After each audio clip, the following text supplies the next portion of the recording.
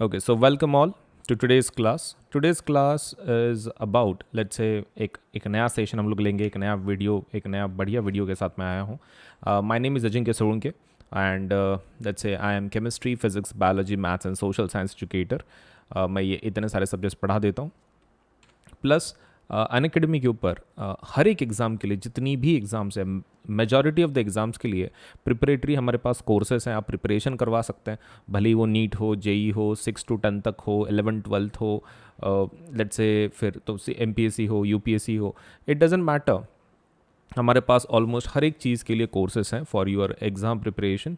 जल्द से जल्द अनअकैडमी को ज्वाइन करें ताकि आपका जो प्रिपरेशन है वो प्रॉपर तरीके से हो सके. Right, so do join Unacademy. आप एप्लीकेशन डाउनलोड कर सकते हैं या फिर आप हमारे वेबसाइट पे से भी ज्वाइन कर सकते हैं फॉर द वेरियस कोर्सेज जो भी आप एग्ज़ाम दे रहे हैं उसके लिए. So let us start with our session. आज का शुरू करने के पहले video like, channel subscribe, bell icon ज़रूर दबाएं. वीडियो लाइक करना है, चैनल सब्सक्राइब करना है और बेल आइकन ज़रूर दबाना है. चलिए सेशन शुरू करते हैं.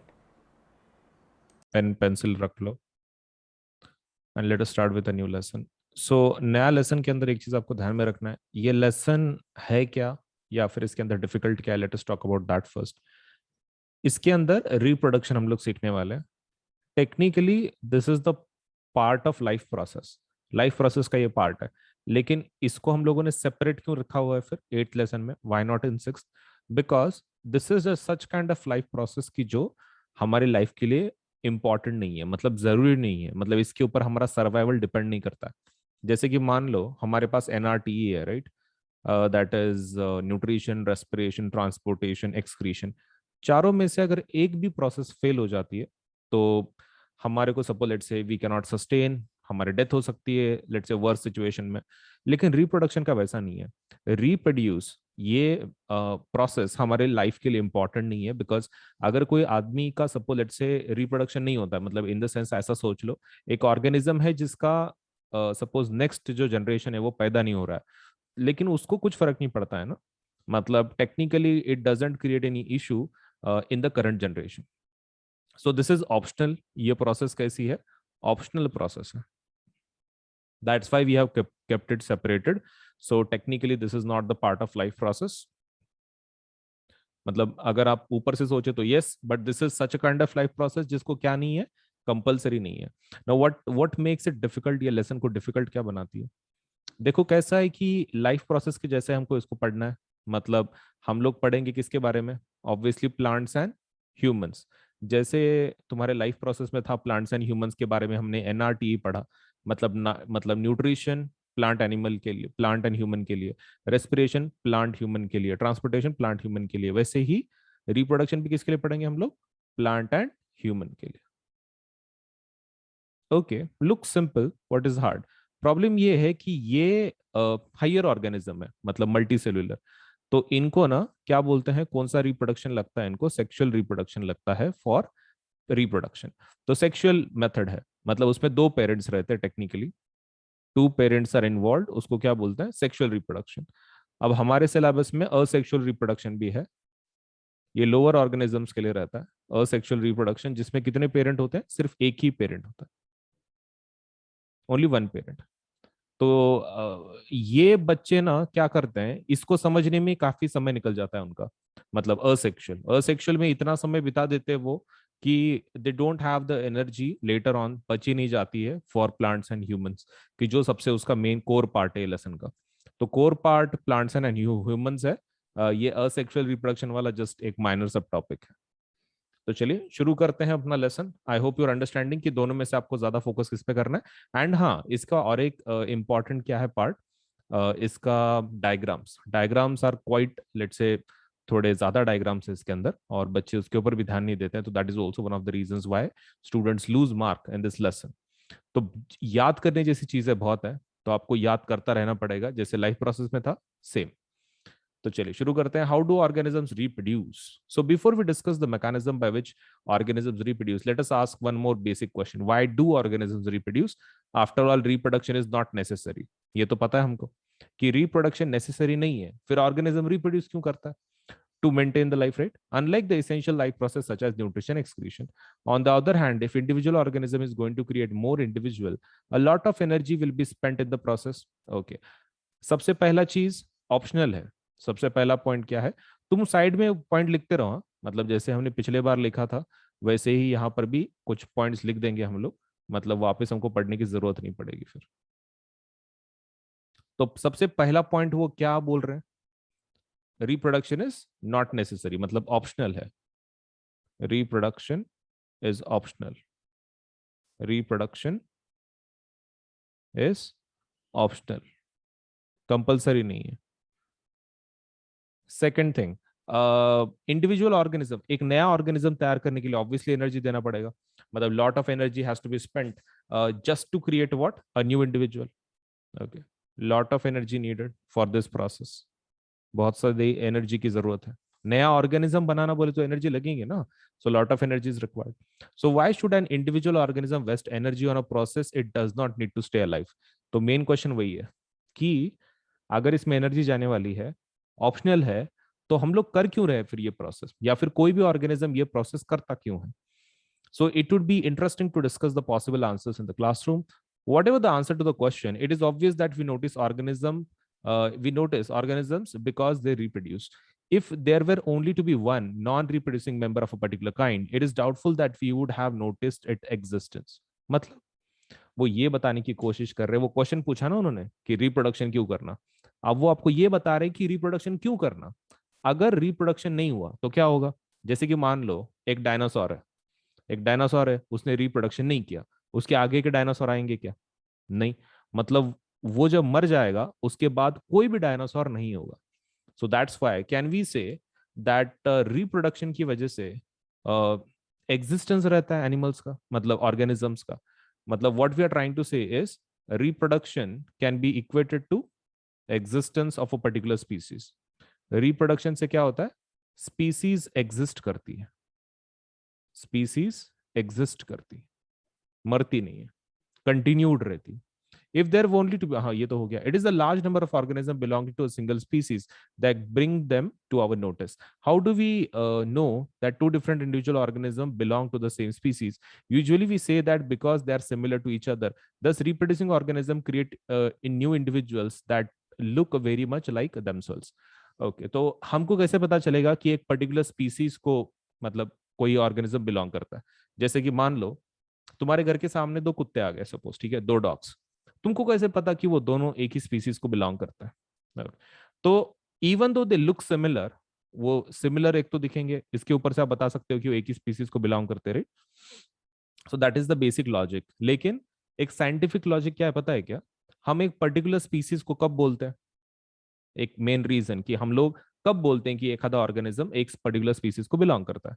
जैसे कि मान लो दो ऑर्गेनिज्म तुमको दे दिए और आपको पूछ रहे हैं कि भाई इसमें से कौन सा एक स्पीसीज को बिलोंग करता है, आपको कैसे पता चलेगा. तो दैट इज टू रिप्रोडक्शन. मतलब अगर आपको जो दो सैंपल दिए हैं ऑर्गेनिजम्स, अगर वो रिप्रोडक्शन कर सकते हैं एक दूसरे के साथ, तो only then we will say कि वो एक स्पीसीज को बिलोंग करते हैं, right. So either they should look similar, similar दिखने चाहिए, and they should be able to reproduce with each other, तभी बोलेंगे कि वो एक स्पीसीज को बिलोंग करता है. Similar and they belong to same species. इसका एग्जाम्पल है क्या कुछ. ओके, एग्जाम्पल देखो. मान लो एक कुत्ता है, ठीक है, और एक घोड़ा है. अब हम लोग क्या बोल रहे हैं, कुत्ता और जो घोड़ा है इनकी स्पीसीज अलग अलग है. कैसे पता तुमको, पहली चीज एक तो सिमिलर दिखते नहीं, राइट. घोड़ा अलग चीज है एंड घोड़ा अपना जो कुत्ता है वो अलग चीज है. प्लस उनके अंदर रिप्रोडक्शन नहीं होता है. मतलब ऐसा होता है कि भाई reproduction between dog and horse, मतलब ऐसा कोई एक थर्ड एनिमल बन रहा है दोनों के बीच में, ऐसा तो नहीं होता है ना. ओके, सो हेंस स्पीसीज एक स्पीसीज को बिलोंग करते कब बोल सकते हैं, it should be similar and they should belong to the, let's say, अरे यार मैंने वो एक्स्ट्रा वही पॉइंट लिख दिया क्या, 1 minute, let me change that. Similar and they should be able to reproduce and they should be able to reproduce with each other. reproduce with each other. जैसे कि घोड़ा और हमने जो कुत्ता का एग्जांपल लिया है उसमें वो रिप्रोडक्शन नहीं कर सकते ना एक दूसरे के साथ, तो obviously they do not belong to the same species then, and they should be able to reproduce with each other. ये पॉइंट लिख दो please, very important from that paragraph, बहुत इंपॉर्टेंट है। इसके ऊपर क्वेश्चन भी आता है समटाइम्स कि एक स्पीसीज को बिलोंग करते हैं, कब बोल सकते हैं हम लोग ये। तो this is something which is asked for single marker question, लेकिन बच्चों का ध्यान नहीं जाता है बिकॉज काफी छुपा हुआ स्टेटमेंट है वो। Okay, so let me ask about this, यहां तक पूछ ले तो इंट्रोडक्शन था। Do organism create exact copies of themselves? Okay, exact copy बनती है कि नहीं हम देखेंगे। Organism look similar because their body designs are similar. ऑर्गेनिज्म कैसे दिखते हैं? सिमिलर दिखते हैं because their body designs are similar. तुमको ज्योमेट्री में सिमिलैरिटी हुई है अभी तक? Let me know in the chat box weather geometry में हो गया है क्या सिमिलैरिटी एंड कॉन्ग्रुएंसी। कॉन्ग्रुएंसी तो तुमको हो गया होगा नाइन्थ में, सिमिलैरिटी नहीं हुआ क्या? ओके ठीक है, ओके ठीक है। So let me tell you यहाँ पर सिमिलर का मतलब क्या होता है। कुत्ते को पैर कितने होते हैं बाय द वे? जस्ट एक सिंपल क्वेश्चन, सिंपल क्वेश्चन। 4 पैर रहते, राइट? 4 पैर। ओके, सो हम लोग ऐसा बोल सकते हैं कि कोई भी कुत्ता रहा तो उसके 4 पैर होंगे, मतलब the body design is similar. मतलब जैसे कि हर एक ह्यूमन, जैसे कि मुझे 2 हाथ है 2 पैर है, तुमको भी 2 हाथ 2 पैर है। You are also human, I am also human. So technically organism are similar because their body design is similar. मतलब उनके अंदर कुछ ना कुछ तो सेम रहता है, 2 हाथ 2 पैर and whatever the design you are talking about. If body designs are to be similar, the blueprints of the design should be similar. Main question वही है, बॉडी डिजाइन अगर सिमिलर है, जैसे कि मेरे को 2 हाथ है 2 पैर है, तुमको भी 2 हाथ 2 पैर है, मेन क्वेश्चन इतना सेम डिजाइन कहां से आता है? सेम डिजाइन कहां से तो भी आता होगा ना। Okay, it comes from the blueprints. Blueprint पे से आता है। ब्लूप्रिंट मतलब क्या रहता है? वो बिल्डिंग बनाते वक्त ना एक प्लान बनाते हैं आर्किटेक्ट वाले, तो उसको ब्लूप्रिंट बोलते हैं। मतलब लाइक बिल्डिंग बनाते वक्त एक पेपर पे ड्राइंग्स निकाली जाती है, उसको ब्लूप्रिंट बोलते हैं। तो ब्लूप्रिंट ऑफ योर डिजाइन, अब ये किधर रहता? The reproduction at the most basic level will involve making copies of the blueprints of the body design. अब ये कहाँ रहते हैं? डीएनए के अंदर। In class 9th, we learned that the chromosomes in the nucleus of a cell contain information for inheritance of features from parents to next generation in the form of DNA, that is deoxyribonucleic acid molecules. Okay, मतलब हम similar क्यों दिखते हैं? चलो एक एक point बताओ, हम सिमिलर क्यों दिखते हैं? हम सिमिलर इसलिए दिखते हैं क्योंकि हमारा क्या सेम है? बॉडी डिजाइन सेम है। बॉडी डिजाइन सेम है। बॉडी डिजाइन क्यों सेम है? क्योंकि आप एक ही ब्लूप्रिंट को फॉलो कर रहे हो, सेम ब्लूप्रिंट। ओके, और ये ब्लूप्रिंट कहाँ स्टोर्ड है? ये डिजाइन है ना एक प्रकार का। Okay, it is stored in DNA. Agreed, ये डीएनए के अंदर स्टोर है। हो गया फिर। The DNA in the cell nucleus is, let's say, is the information source for making proteins. If the information is changed, different proteins will be made. Different proteins will eventually lead to altered body design.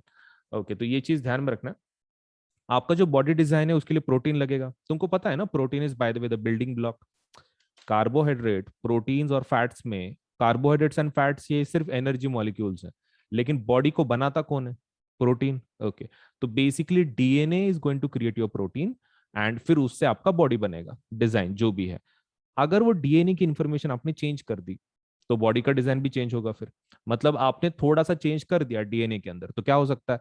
हो सकता है कि आपको 2 पैर 2 हाथ की जगह पे 4 पैर मिल जाए, या फिर आपको पैर ही ना मिले, सिर्फ 2 हाथ मिले, या फिर हो सकता है 2 आंखों की जगह पे सिर्फ एक ही आंख मिले। So these kinds of changes can happen if you mess with DNA. Okay, तो डीएनए के अंदर आपने अगर चेंज किया, डीएनए के अंदर चेंज किया तो क्या चेंज होता है? प्रोटीन चेंज होता है। ओके, प्रोटीन अलग प्रोटीन तैयार होता है, प्रोटीन चेंज। और अगर प्रोटीन चेंज हो गया तो क्या चेंज होता है? डिजाइन चेंज हो जाता है, डिजाइन चेंज। ये साइड में लिख दो हाँ, क्योंकि कैसा है बाद में कहाँ पढ़ने को समय मिलेगा इतना, ये तो लंबे लंबे पैराग्राफ है, कौन पढ़ेगा इसको। सो साइड में लिख दो, जैसे जैसे मैं लिख रहा हूँ आप भी वैसे लिखो, इंटरेक्टिव रहता है, आपको भी फिर एनर्जी आती है, आपको भी समझ में आता है, चलो हाँ ये पॉइंट है, ये पॉइंट है। Therefore, a basic event in reproduction is the creation of a DNA copy. Cells use chemical reactions to build up copies of their DNA.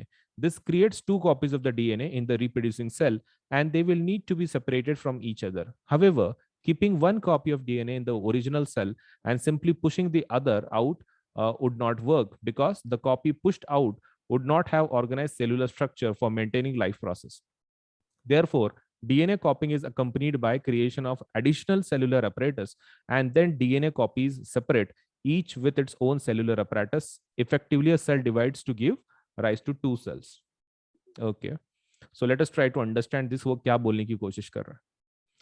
मुझे एक चीज बताओ, ये डीएनए को कॉपी करते रहना पड़ेगा, राइट? मतलब मान लो एक एक सेल है आपके पास, मतलब जिससे कि आपको ह्यूमन बनाना है पूरा, तो आपको क्या करना पड़ेगा?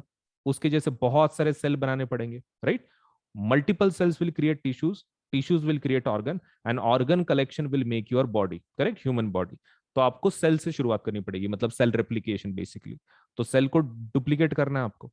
अब प्रॉब्लम क्या है? सेल को डुप्लीकेट करने के लिए किसको डुप्लीकेट करना पड़ेगा आपको? डीएनए को।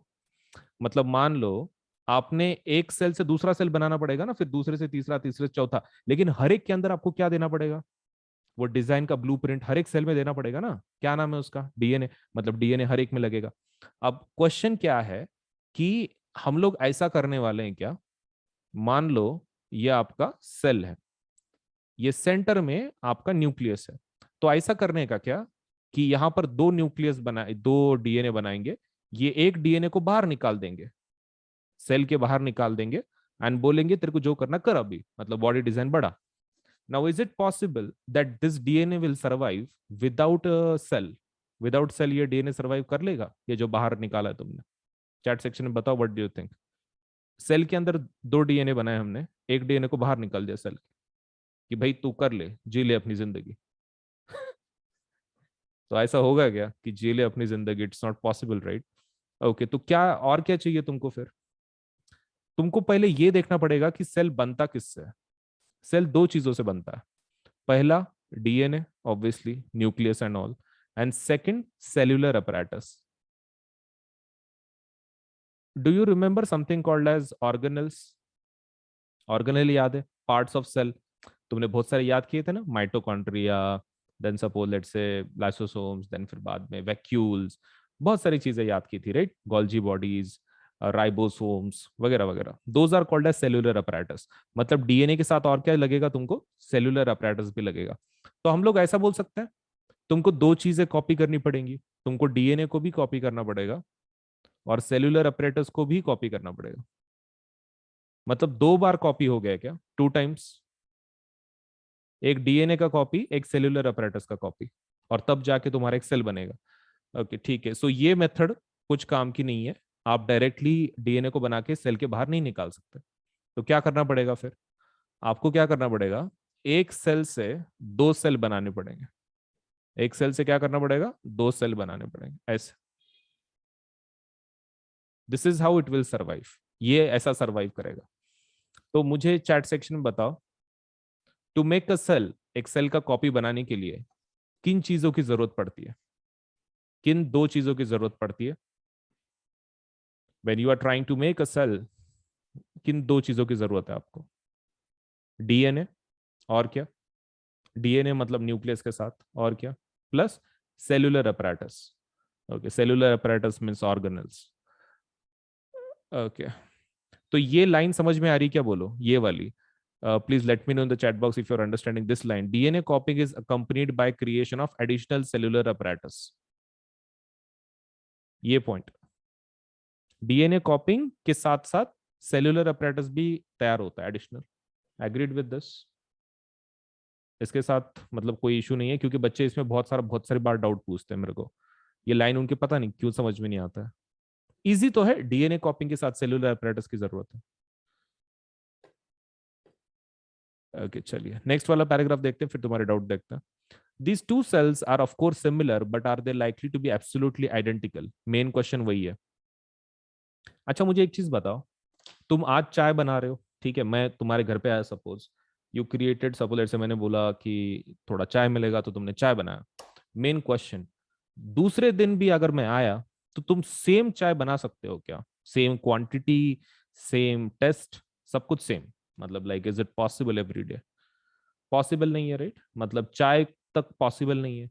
तो तुमको क्या लगता है, ये कॉपिंग मैकेनिज्म फिर 100% होगा? मतलब एग्जैक्ट जैसे कि वैसा कॉपी होगा क्या फिर ये जो सेल बन रहे हैं ये 100% जैसा कि वैसा होगा क्या? Obviously not, right? सेम तो कॉपी हो नहीं सकता, कुछ वेरिएशन होगा उसमें। ओके, कुछ वेरिएशन तो आने ही वाला है। The answer to the question will depend on how accurately the copying reaction involve occur. No biochemical reaction is absolutely reliable. Underline करो।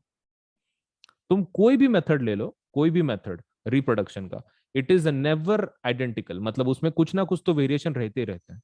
Therefore, it is only to be expected that the process of copying the DNA will have the some variations each time. हर एक बार कुछ variation आएगा।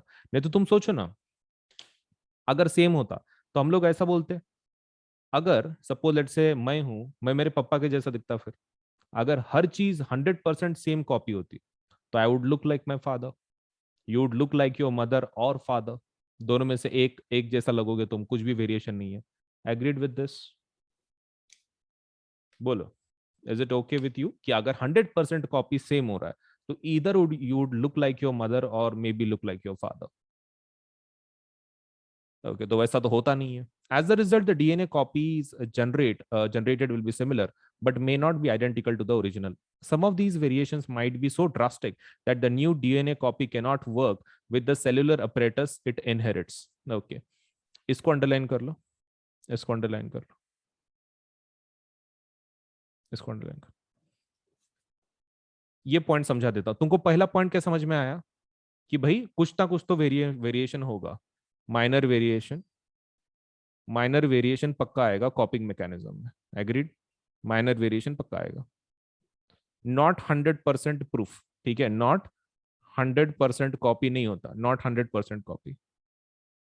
तीसरा point क्या है कि changes sometime इतने ज्यादा होते हैं, देखो मेनली 100% तक कॉपी करते हैं, 99 समथिंग, 98 समथिंग, लेकिन sometimes the changes are so drastic, इतने ज्यादा चेंजेस होते हैं कि वो जो नया सेल बनता है वो काम ही नहीं कर पाता सेल्यूलर अपरेटस के साथ।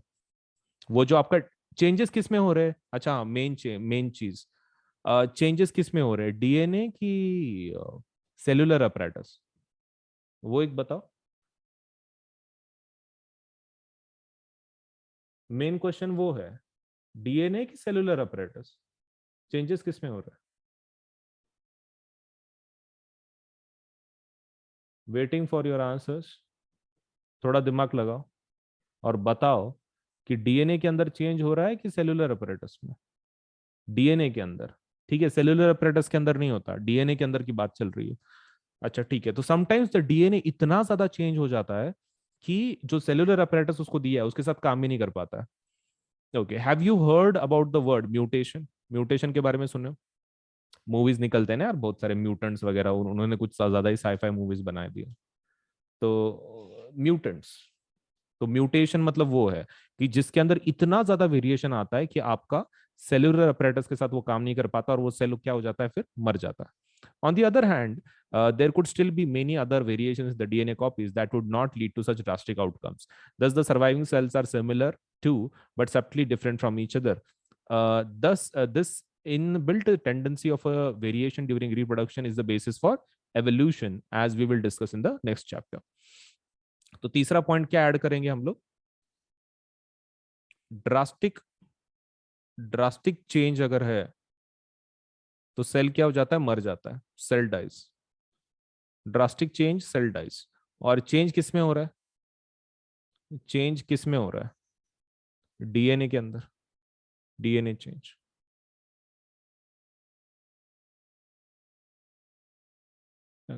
चलिए इसमें के कुछ पॉइंट्स पूछ लेता है। पार्ट है वेरिएशन। वेरिएशन नेक्स्ट लेसन में आता है। ये लेसन में अपना जो बात है सिर्फ पैदा करने की बात कर रहे हैं, reproduction. We are not talking about what happens later, variation की बात नहीं। ओके चलो, तो कुछ पोल बेस्ड रिवीजन लेते हैं। सो हम क्या करेंगे कि आपको सपोज से एक क्वेश्चन दिखाया जाएगा, क्वेश्चन के बाद आपको suppose say you will have only 1 minute to answer a particular question. 1 minute रहेगा, 1 मिनट के अंदर आपको क्वेश्चन का आंसर कर देना है, ठीक है? चलिए फिर क्वेश्चन शुरू करते हैं। All you to do is 1 minute के अंदर क्वेश्चन का आंसर कर देना है। तो लर्निंग पार्ट हो गया, अभी क्वेश्चन देखेंगे। पहला question, in the list of organism given below those that reproduce by the asexual method, asexual method से इसमें से कौन रिप्रोड्यूस होता है? Banana, dog, yeast, amoeba. Multiple options है, आपको चैट बॉक्स में आंसर लिखना है। 1 मिनट है आपके पास, ठीक है? तो मैं टाइमर लगा रहा हूँ, टाइमर लगा दिया है। 1 मिनट के अंदर आपको इस क्वेश्चन का आंसर कर देना है।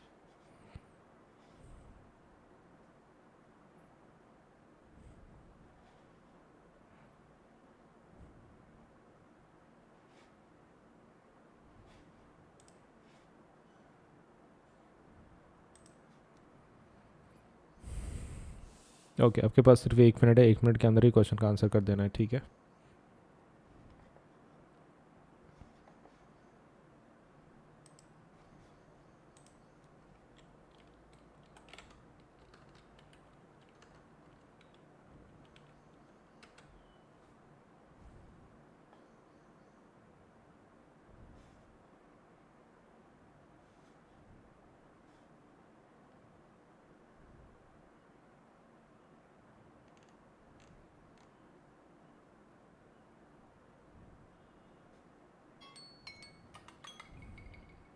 ओके, आपका समय खत्म हो चुका है। Let us see the answer for this question.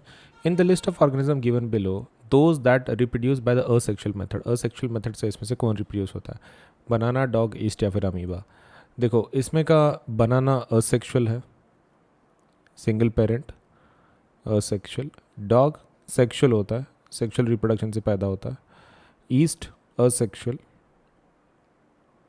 और amoeba, amoeba is also producing, reproducing through asexual method. Okay, तो 3 ऑप्शन हो गए, सेकंड वाला नहीं होगा, first, second and fourth. First, second, fourth किस में? ऑप्शन बी में। सो आंसर क्या होगा? बी। चलिए सेकंड क्वेश्चन शुरू करते हैं। In the flower the parts that reproduce male and female gamete germ cells are. तो आपका 1 मिनट शुरू करते हैं, 1 मिनट के अंदर करना, आंसर देना है आपको।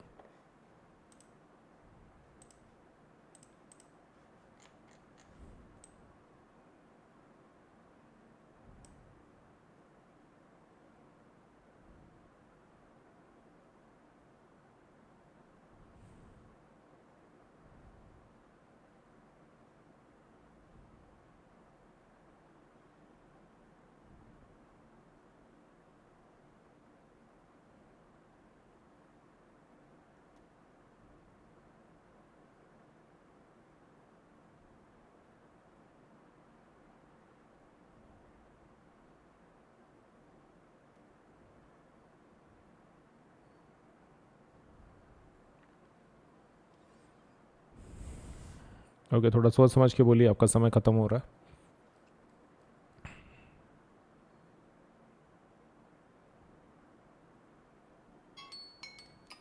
ओके, आपका समय खत्म हो चुका है। मेल गैमेट्स कौन तैयार करता है? Male gametes are created by, male gametes are created by anther, anther रिप्रोड्यूस करता है। And what about female? Female वाले जो गैमेट्स हैं those are created by ovary. Okay, so anther करता है, ओवरी करता है। ऑप्शन कौन सा रहेगा फिर? C, C would be the option for this. चलिए, all the best for the next question. Which of the following is the correct sequence of events? इसमें से करेक्ट सिक्वेंस कौन सा है इवेंट्स का of sexual reproduction in a flower? Pollination, fertilisation, seedling, embryo, seedling, embryo, fertilisation, pollination, pollination, fertilisation, embryo, seedling, embryo, seedling, pollination, fertilisation. चलिए, all the best. आपको खाली sequence identify करना है, ज़्यादा हार्ड नहीं है। Just how to identify the sequence, that's it.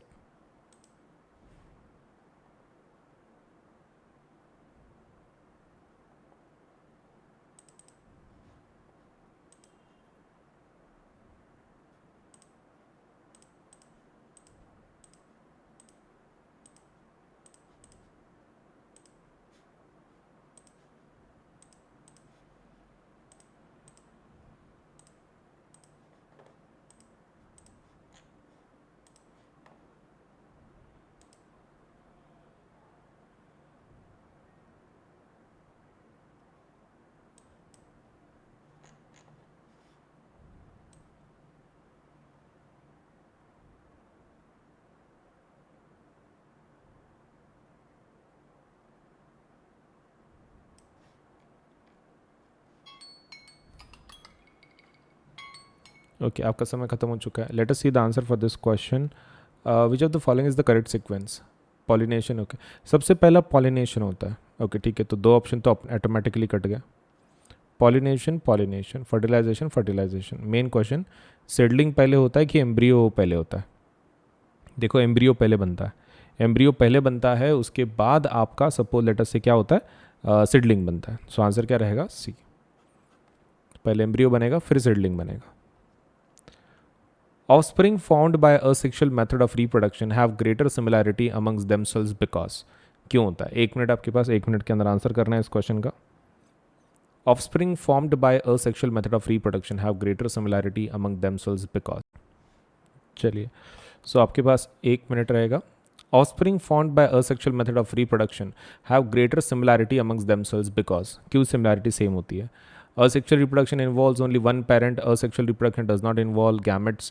Asexual reproduction occurs before sexual reproduction. Asexual reproduction occurs after sexual reproduction. तो थोड़ा सोच समझ के बताना है, ठीक है? चलिए, आपका 1 मिनट शुरू करते हैं अब. आपका 1 मिनट शुरू हो चुका है. 1 मिनट के अंदर आंसर करना है इस क्वेश्चन का.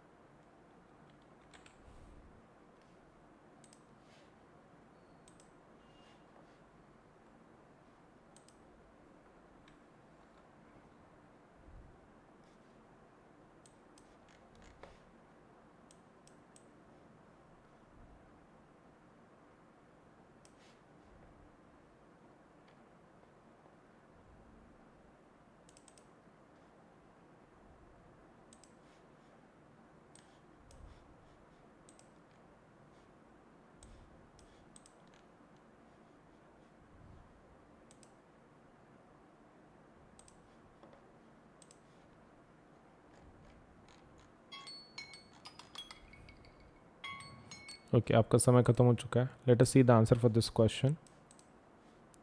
Offspring found by asexual method of reproduction. Okay, तो इसके अंदर asexual reproduction involves only one parent. सही है क्या? मतलब does it involve only one parent? Yes, true.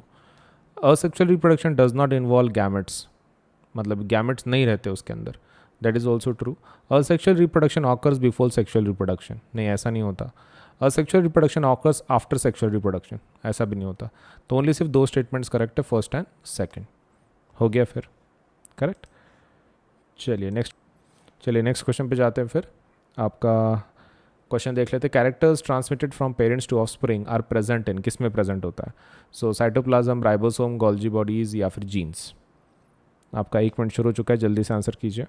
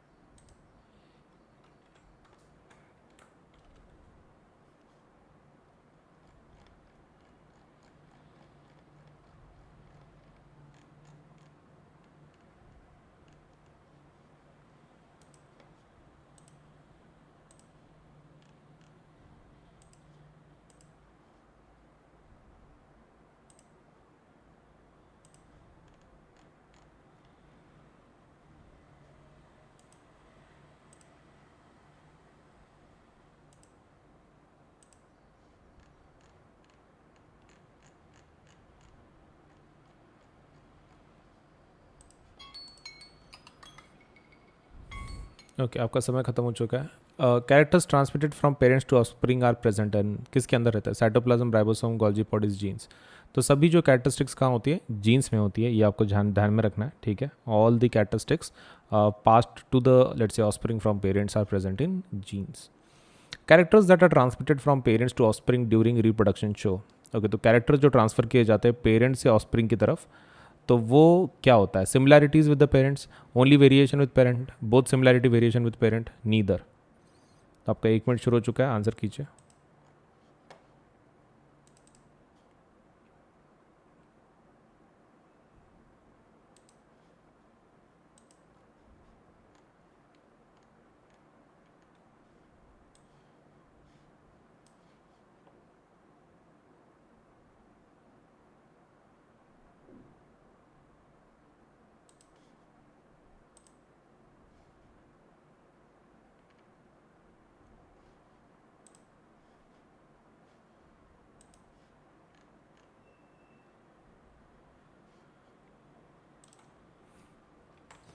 आपका 1 मिनट शुरू हो चुका है, जल्दी से आंसर कीजिए।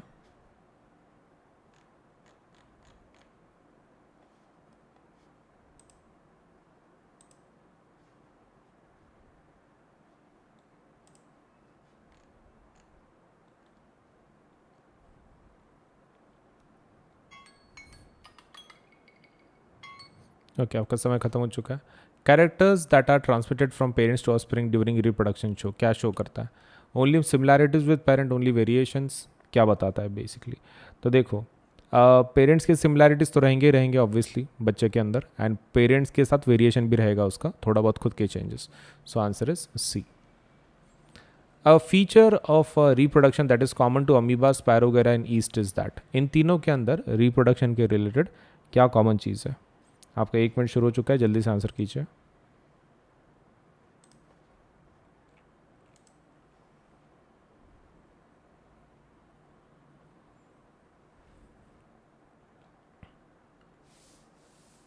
थोड़ा सोच समझ के, ज़्यादा नहीं।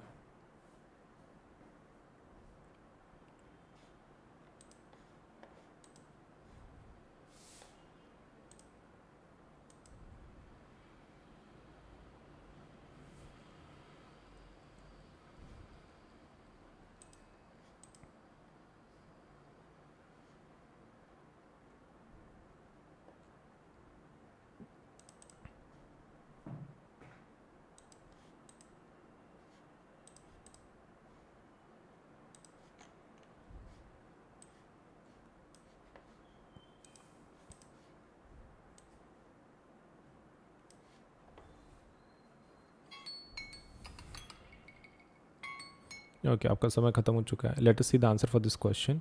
फीचर ऑफ रिप्रोडक्शन की जो कॉमन है अमीबा, स्पायरोगेरा एंड ईस्ट के बीच, मतलब ये तीनों के अंदर कॉमन है। ओके, पहली चीज़, they all produce asexually, that is the correct one. They are multicellular, नहीं, they reproduce only sexually.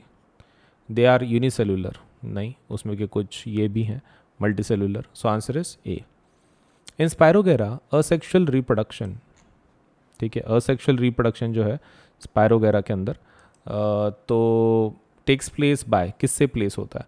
Breaking up of filaments into smaller bits, division of cells into two cells, division of cells into many cells, formation of young cells from older cells. चलिए, आपका 1 minute शुरू हो रहा है, जल्दी से answer कीजिए। 1 minute आपका शुरू हो चुका है।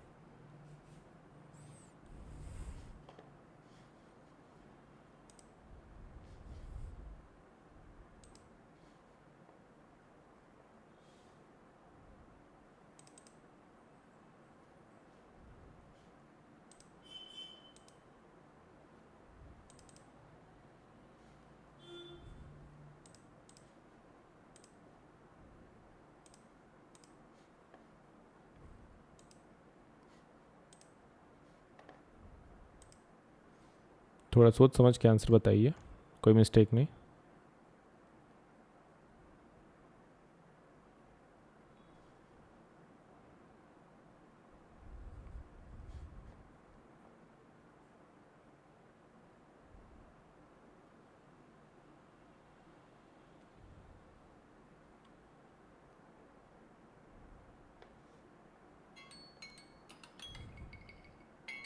ओके, आपका समय खत्म हो चुका है। लेट अस सी स्पायरोगेरा के अंदर क्या बराबर है। स्पायरोगेरा कैसे रिप्रोड्यूस करता है? असेक्सुअली करता है, वो तो बराबर है। Breaking up of filaments into smaller bits, वो स्मॉलर बिट्स में डिवाइड कर लेता है। दूसरा is division of cells into two cells, ये तो बाइनरी फिशन हो गया। Division of cells into many cells, ये बाइनरी फिशन हो गया। और ये नीचे वाला, दिस इज मल्टीपल फिशन।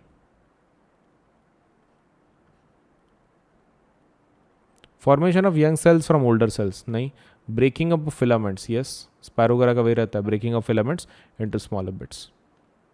चलिए, नया क्वेश्चन देख लेते हैं। Ability of the cell to divide into several cells during reproduction in plasmodium is called as, जो सेल्स डिवाइड होने का जो एबिलिटी रहता है ड्यूरिंग रिप्रोडक्शन प्लास्मोडियम केस में, उसको क्या बोलता है? Budding, let's say reduction, division, binary fission, multiple fission. आपका समय शुरू हो चुका है, जल्दी आंसर कीजिए।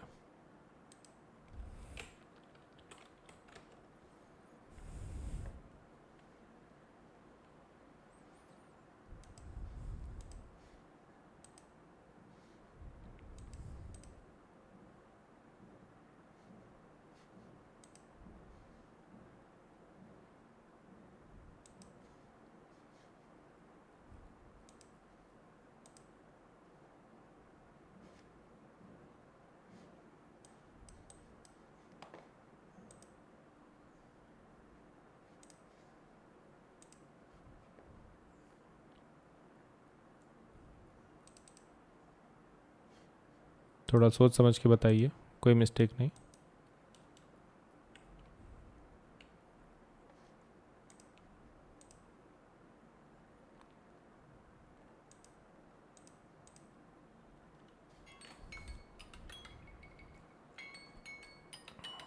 ओके, आपका समय खत्म हो चुका है। Let us see the answer for this question.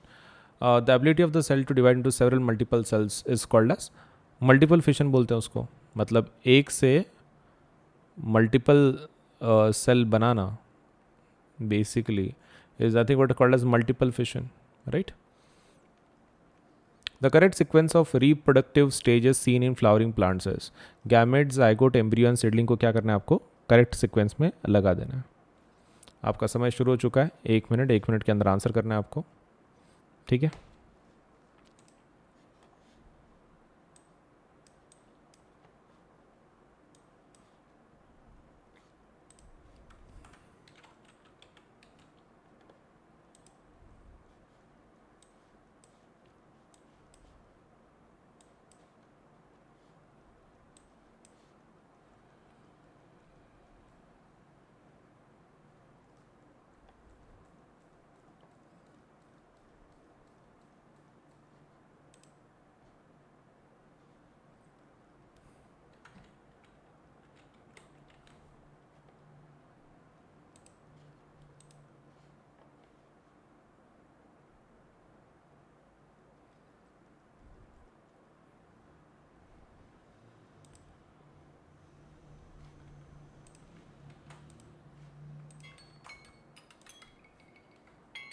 Okay, आपका समय खत्म हो चुका है। Let us see the answer for this question. Question कुछ इस तरह है, correct sequence of reproductive stages seen in flowering plants is. Okay, तो करेक्ट सीक्वेंस आपको ढूंढना है खाली, बाकी कुछ नहीं है। सो पहले गैमेट तैयार होता है, फिर जाइगोट होता है, फिर एम्ब्रियो होता है, फिर सीडलिंग होता है। Gamete then zygote then embryo then seedling, पहला ही ऑप्शन बराबर है, ठीक है। चलिए आगे बढ़ता है। The number of chromosomes in parents and offsprings of a particular species remains constant due to. Number of chromosomes same क्यों रहता है? डबलिंग ऑफ क्रोमोसोम्स की वजह से, हाफिंग ऑफ क्रोमोसोम्स की वजह से, डबलिंग ऑफ क्रोमोसोम्स की वजह से, आफ्टर गैमेट फॉर्मेशन, या फिर halving of chromosomes after gamete formation. Okay, तो सोच समझ के बताना है आपको। आपके पास सिर्फ 1 मिनट है, टाइम को शुरू कर दिया मैंने। 1 मिनट के अंदर आंसर करना है आपको इस क्वेश्चन का।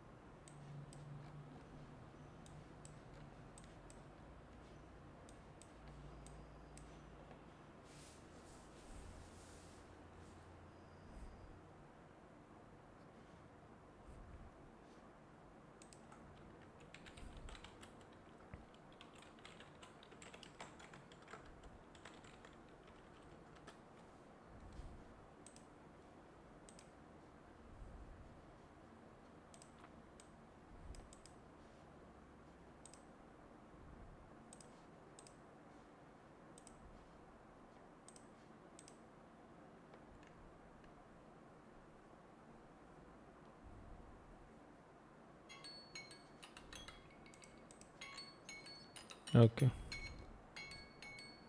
आपका समय खत्म हो चुका है। Let us see the answer for this question. सबसे पहला, the number of chromosomes in parents and offspring of a particular species remains constant. Constant कैसे रहता है? क्योंकि उसमें हाफ हो जाता है, हाफ वाला बराबर है, डबल वो डबल तो होता नहीं, हाफ बराबर है। Half chromosomes during gamete formation, after gamete formation. Gamete formation उसके लेट्स से ड्यूरिंग होता ही है, so halving of chromosomes during gamete formation. So B point is correct, B option is correct.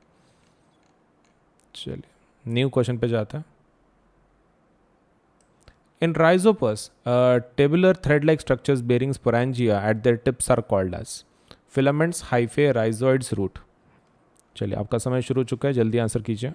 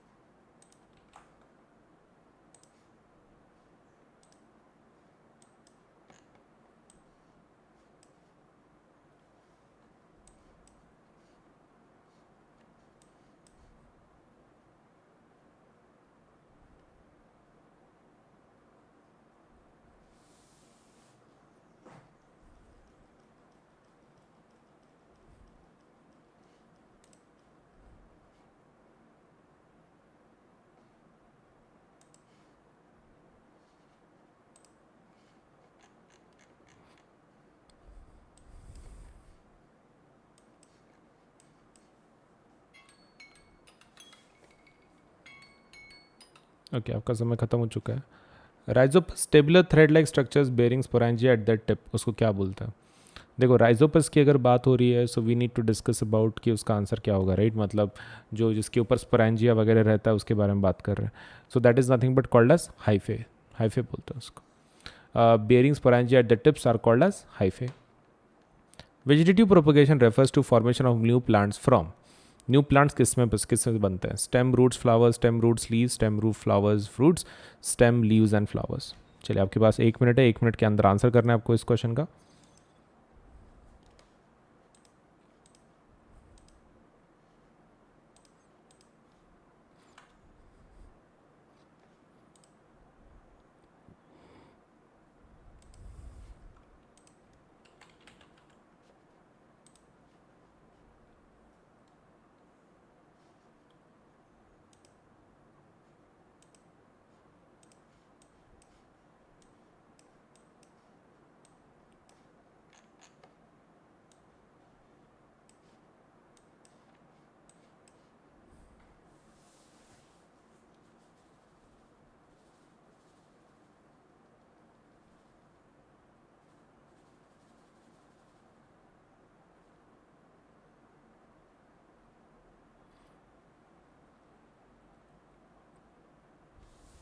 आपका समय खत्म हो रहा है, जल्दी आंसर कीजिए।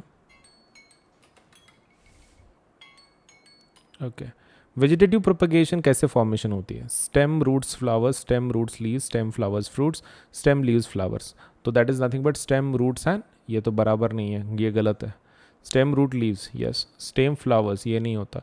Stem, leaves, flowers. Okay, so the answer is B. B answer है। Factors responsible for rapid spread of bread mold on slices of bread are large number of spores, availability of moisture and nutrients in bread, presence of tabular branched hyphae, formation of round shaped sporangia. तो चलिए जल्दी बताइए इसमें से कौन सा answer correct होगा।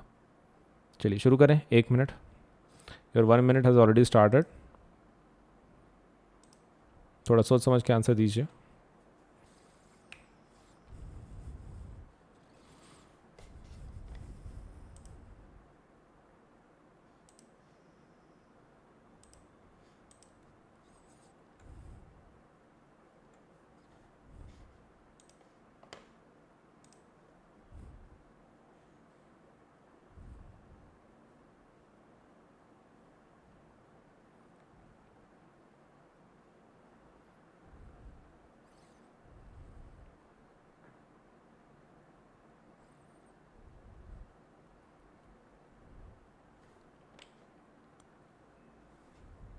आपका 1 मिनट खत्म हो रहा है, जल्दी से आंसर कीजिए इसका।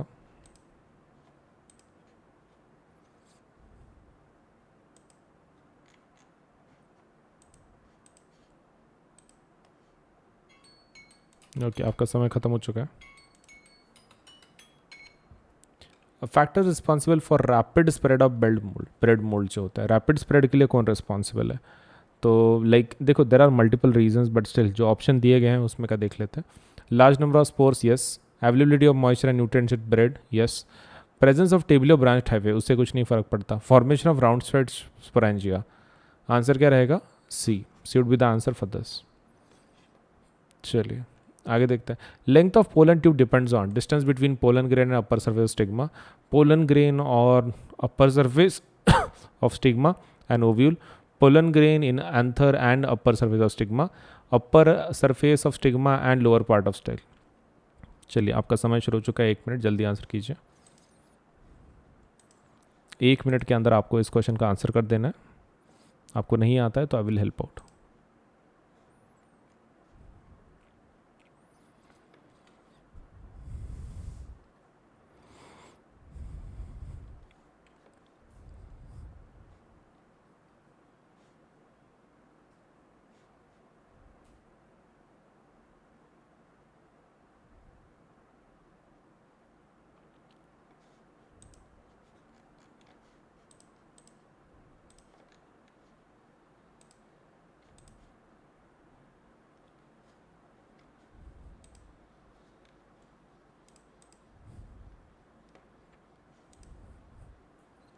आपका समय खत्म हो रहा है, जल्दी आंसर कीजिए।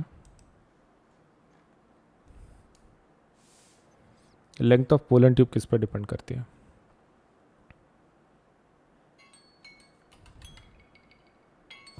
Okay, so it depends on pollen grain on upper surface of stigma and ovule. तो उसके बीच में के लेट्स से उसके ऊपर डिपेंड करेगी लेंथ ऑफ पोलन ट्यूब कितनी होगी, ज़्यादा होगी, कम होगी। So depends on pollen grain on upper surface of stigma and the ovule. Which of the following statements are true for flowers? Flowers के बारे में कौन सा बराबर है? Flowers are always bisexual, they are the sexual reproduction organs, then reproductive organs, they are produced in all groups of plants, after fertilization they give rise to fruits। तो इसमें से आपको ये बताना है which of the following statements is true। True कौन सा statement है? चलिए, आपका 1 मिनट शुरू हो चुका है, जल्दी से आंसर करें।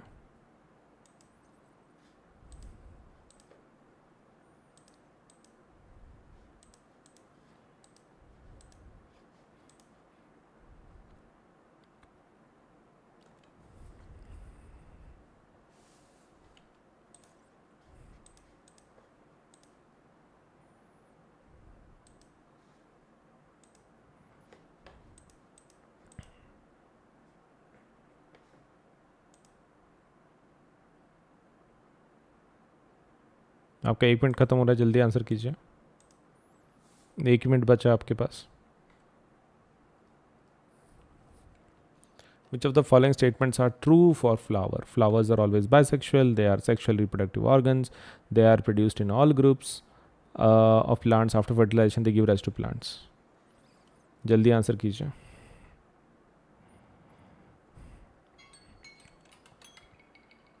ओके, आपका टाइम खत्म हो चुका है।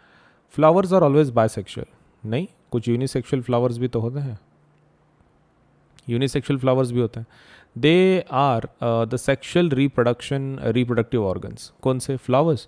Yes, that is true, that is true. They are produced in all groups of plant, नहीं, इट्स नॉट कंपल्सरी कि वो हर एक प्लांट्स में प्रोड्यूस हो।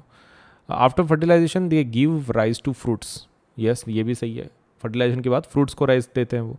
सो 2 and 4 is correct, so answer क्या रहेगा? D, D would be the correct one. चलिए, इसका बताइए, which among the following statements are true for unisexual flowers? Unisexual flower में का इसमें का कौन सा स्टेटमेंट बराबर है? आपका 1 मिनट शुरू हो चुका है, जल्दी से आंसर कीजिए।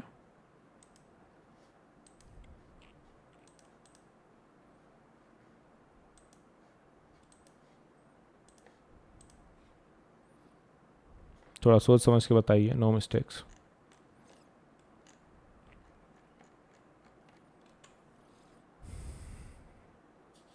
विच of the following is true for unisexual flowers? Unisexual flowers में के लिए इसमें का कौन सा स्टेटमेंट बराबर है, ऐसा पूछ रहा है। चलिए बताइए, कौन सा स्टेटमेंट बराबर है?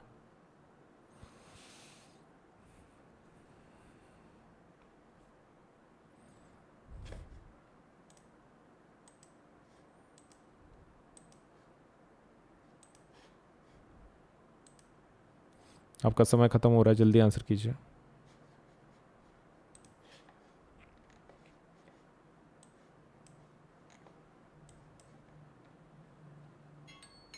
ओके, आपका समय खत्म हो चुका है। Let us see the answer for this question. Which of the following statements is true for asexual reproduction? Flowers के अंदर, यूनिसेक्सुअल फ्लावर्स के अंदर, तो they possess both the स्टेमन and pistol. नहीं, यूनिसेक्सुअल फ्लावर उसको नहीं बोलते। यूनिसेक्सुअल मतलब सिर्फ एक ही होता है, एक तो स्टेमन है तो pistol. They both possess either स्टेमन और पिस्टल। हाँ सही है, they possess. They exhibit cross pollination. हाँ ये भी सही है, पॉलिनेशन दिखता है, क्रॉस पॉलिनेशन उसमें। So 2 and 3 are correct. What about unisexual flowers? Unisexual flowers possessing only stamens can not produce fruits. Is it true, is it false, क्या लगता है? हाँ ये सही है। So 2, 3, 4 is the correct one, B is the correct one. ठीक है,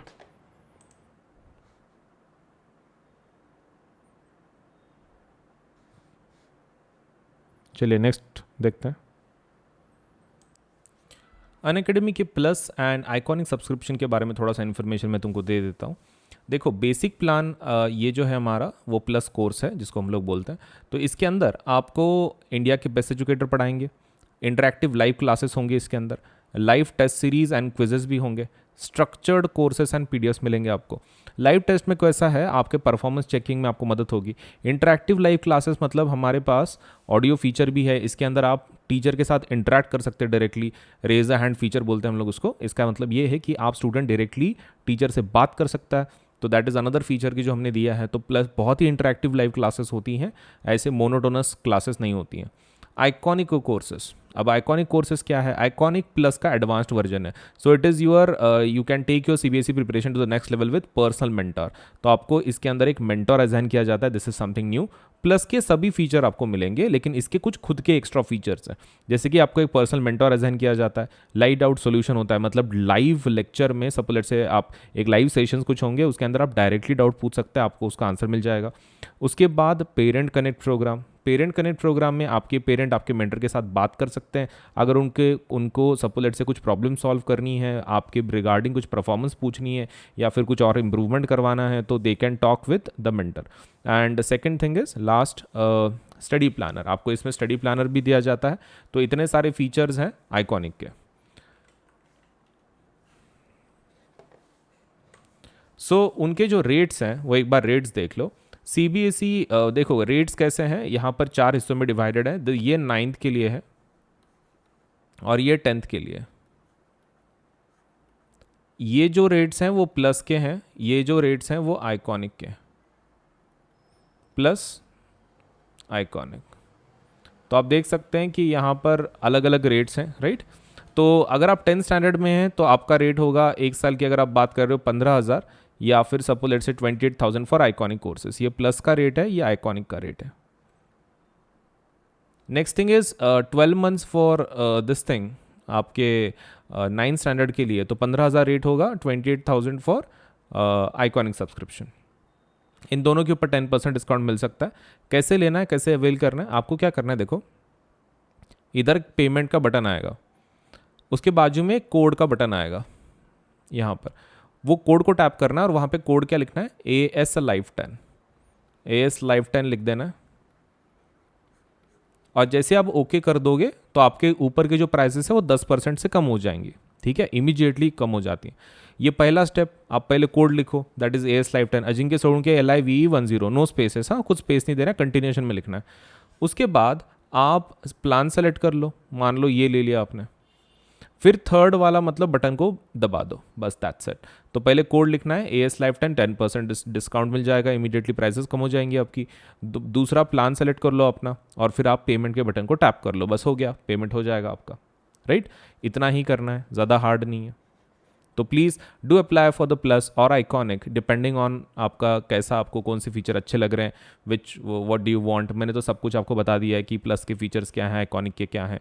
तो डिपेंडिंग ऑन योर रिक्वायरमेंट आप दोनों में से एक सेलेक्ट करवा सकते हैं. Either you can go for plus which is a basic plan to get you started, and iconic subscription which can help you to take your CBSE preparation to the next level with personal mentor, right. तो दोनों में से select करके जल्दी से apply कर दो, आपके पढ़ाई में काफ़ी मदद होगी. ये नए 2 ऑफर सुन लो. ऑफर्स हैं, let's say offered for both iconic and plus subscribers. Offer valid only till 16th July, and exciting mega offers for CBSE classes 6 to 12 तक. ऑफर्स कुछ इस तरह हैं कि अगर आप 12, 15, 18 मंथ्स का सब्सक्रिप्शन लगाते हो तो आपको फ्री सब्सक्रिप्शन मिल जाएगा सीबीएसई का 2 महीने का. 24, 36, 48 मंथ्स के लिए 4 महीने का, एंड 60, 72, 84 मंथ्स के लिए 6 महीने का, 6 महीने का सीबीएसई का सब्सक्रिप्शन फ्री मिल जाएगा आपको. क्रिएटिव कॉर्नर अगर आप 12, 15, 18 की बात करते हो तो 2 महीने का फ्री. 24, 36, 48 तो 4 मंथ्स का फ्री, एंड 60, 72 एंड 84 मंथ्स का अगर आप सब्सक्रिप्शन लगाते हो तो आपको 6 मंथ्स का क्रिएटिव कॉर्नर सब्सक्रिप्शन फ्री में मिल जाएगा. तो flat 10% discount on purchasing plus subscription for all duration. 10% का डिस्काउंट सभी के ऊपर अवेलेबल है. उसके लिए आपको खाली यूज करना है the code AS Live 10. Okay. Unacademy की तरफ से बहुत सारे स्कॉलरशिप एग्ज़ाम लिए जाते हैं. उसमें का एक one of the most important exams जो हमारी तरफ से लिया जाता है वो है कॉम्बैट एग्ज़ाम. तो Unacademy combat exam scholarship test है. ये एक प्रकार की आपके लेट्स से आपका नॉलेज टैलेंट को सपोज एडमायर करने के लिए हमारी तरफ से एक छोटी सी कोशिश है. हम लोग इसके अंदर स्कॉलरशिप्स देते हैं. Scholarships that would be let's say एक पूल है 1 करोड़ का ऑलमोस्ट, उसमें से हम लोग स्कॉलरशिप देते हैं. This is for 9th and 10th both. 9th and 10th दोनों के लिए है. आपको खाली इतना करना है कि 18th जुलाई को, सपोज आने वाले 18 जुलाई को सुबह 11 बजे ये एग्ज़ाम होगी, वो एग्ज़ाम दे देना है. इसमें क्वेश्चन कितने आएंगे? 30 क्वेश्चन होंगे. सभी मल्टीपल चॉइस क्वेश्चन होंगे, मतलब आपको डिस्क्रिप्टिव कुछ लिखना नहीं है, सिर्फ ऑप्शन को चूज कर देना है। और कितना टाइम रहेगा आपके पास सॉल्व करने के लिए? 45 मिनट्स से। देखो 30 क्वेश्चन है, मतलब ऑलमोस्ट 1 मिनट से ज़्यादा ही आपको समय मिल रहा है टू सॉल्व 1 क्वेश्चन। एंड ऊपर से ये फ्री लाइव टेस्ट है एंड्रॉयड मोबाइल के ऊपर, and test in Hindi and English, ये दोनों में कंडक्ट की जाती है, हिंदी ऑल्सो इंग्लिश ऑल्सो। तो इट मैटर नहीं करता है कि आप सपोज हिंदी मीडियम को बिलोंग करते हैं फिर इंग्लिश मीडियम को, आप फिर भी ये टेस्ट दे सकते हैं। और स्कॉलरशिप्स वर्थ रुपीज़ कितना? 1 करोड़। तो डेट याद रखें, this is for 9th and 10th both, and ये एग्जाम होगी 18 जुलाई सुबह 11 बजे। स्कॉलरशिप टेस्ट ज़रूर दें, ठीक है, कॉम्बैट, ताकि आपको बढ़िया बढ़िया प्राइज़ मिले, स्कॉलरशिप मिले हमारी तरफ से। All you have to do is give this exam, ठीक है। 30 क्वेश्चंस, 45 मिनट्स, MCQ टेस्ट।